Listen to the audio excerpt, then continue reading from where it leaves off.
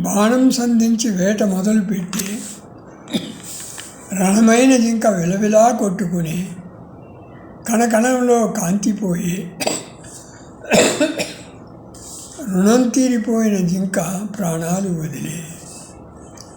నఖశిఖ పర్యంతం వర్ణించే ప్రియురాల్ని ముఖం చాటేసిపోయే లేఖాస్త్రములు సంధించే ప్రియురాలి మీద దాఖలాలు లేక విసిగిపోయే ప్రియుడు లేక సంతాన ప్రాప్తితో ఆనందహేళ చకచకా విందు ఏర్పాట్లు మూకుమ్మడిగా అతిథులు రాక పకపకామని నవ్వులు హాలు దద్దరిల్లే బాహ్య ప్రపంచాన్ని మేల్కొల్పే భానుడు కుహుకుమని పక్షుల రొదలు తహతహలాడుతూ జనం సిద్ధం పనులకు రహదారులన్నీ కిక్కిరిసే సాయం సంధ్య సూర్యుడు నిష్క్రమించే బయలుదేరిన ఈ పక్షులు తమ తమ గూళ్లకు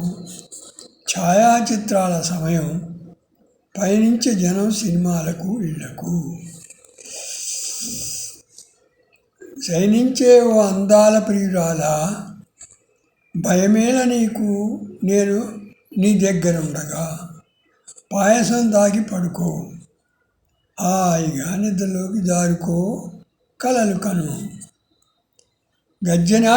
గజ్జెగట్టి నాట్యమయూరి వేదికపై సజ్జ మీదున్న దీపకాంతులలో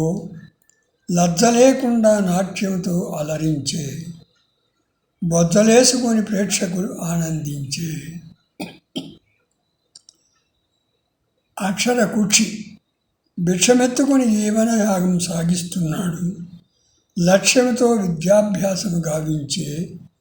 లక్షల్లో సంపాదించి జీవితంలో హాయిగా నుండే అంధత్వంలో పాపం పసివాడు బాంధవ్యంలో సహాయ నిరాకరణ ఆ ధనం లేకనే వైద్య సదుపాయం లేదు అంధత్వంతోనే శేష జీవితం కవి సమ్మేళన సభ ప్రారంభమయ్యే కవులందరూ ఉత్సాహంతో పాల్గొనిరి కవయిత్రులకు ప్రవేశం లేని కారణం చేయవలేదనే భావన వంశోద్ధారకులంటే పుత్రుడే సంశయం లేదు పుత్రుడే పున్నామ నరకం నుండి రక్షించేవాడు లేశవంతమైన సందేహం లేదు దేశోద్ధారకులు అవుతారు కానమే మంచి లక్షణాలు దుర్గిణి నందు చాలా మంచి లక్షణాలే సద్గుణి నందు అన్యులందు రెండూ లక్షణాలు కాన మంచి చెడును నిర్ణయించలేము కానలోని జంతువులన్నీ క్రూర జంతువులు కావు కొన్నిటికి ఇతర జంతువులే ఆహారం వనాలలోనివి సాధువులే కనుక జంతువులు మిశ్రమం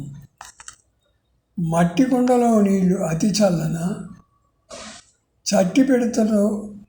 కూరలు చాలా ఆరోగ్యం గట్టి ఆరోగ్యం పై రెండిటితో ఒట్టి మాటలెందుకు రెండు వాడితే సరి మండపంలో మంత్రిగారు ఇచ్చేసి ఉన్నారు కొండ బద్దలు కొట్టినట్లు మాట్లాడారు దండలు వేసి సత్కరించి నిజాయితీకి కొండంత ఆశతో జనం రసకందాయంగా సభ సాగుతున్నది నసపెట్టకుండా వివరించలేకపోయాడు వక్త గుసగుసలు మొదలైన ప్రేక్షకులలో పసలేదని